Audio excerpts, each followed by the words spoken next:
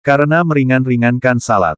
Ada seorang saleh yang menguburkan jenazah saudara perempuannya. Setelah pulang kembali, ia menyadari kalau dompet uangnya telah hilang. Mungkin jatuh ketika ia memakamkan saudaranya itu. Karena itu ia segera kembali ke pemakaman dan menggali kembali. Tetapi belum sempat ia menemukan dompetnya kembali, ia melihat nyala api di kubur saudaranya tersebut. Ia ketakutan dan segera menutupnya kembali. Ia menangis melihat keadaan kubur saudaranya itu. Saudaranya itu memang tidak tinggal bersamanya, tetapi bersama ibunya. Segera ia menuju rumah ibunya, dan masih dengan menangis ia berkata, "Wahai ibu, beritahukan kepadaku, bagaimana amalan saudaraku itu?"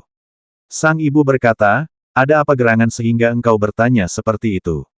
"Wahai ibu, aku melihat kuburnya menyala api," kata sang anak, kemudian ia menceritakan secara lengkap pengalamannya. Sang ibu ikut menangis mendengar cerita tersebut, dan berkata, "Saudaramu itu biasa meringan-ringankan, menggampangkan, sembahyang dan mengakhirkannya, hingga waktunya hampir habis." Sebagian ulama menyatakan bahwa tidak mengapa salat menjelang akhir waktu, asal belum masuk kepada waktu salat selanjutnya, dan tidak ada maksud untuk menyepelekan salat tersebut, benar-benar karena situasi dan kondisi yang tidak memungkinkan. Hanya saja ia akan kehilangan keutamaan salat pada awal waktunya.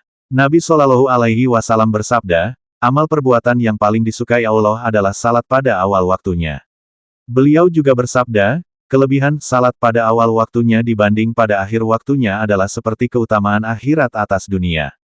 Pada riwayat lainnya, Nabi Shallallahu Alaihi Wasallam bersabda, barang siapa salat pada awal waktunya, maka naiklah salatnya itu ke langit dengan diliputi cahaya hingga sampai di arash. Lalu ia, salat itu, membacakan istighfar untuk orang yang melakukan salat itu hingga hari kiamat, sambil berkata, semoga Allah memeliharamu, sebagaimana engkau memelihara aku.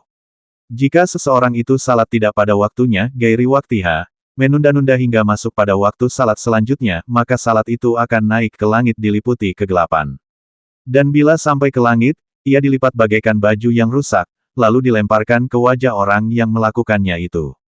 Dalam hadits yang lain, Nabi Shallallahu Alaihi Wasallam bersabda, barang siapa yang menghimpun antara dua waktu salat tanpa uzur atau karena meringan-ringankan, menggampangkan, menyepelekan, maka ia telah memasuki pintu dosa besar.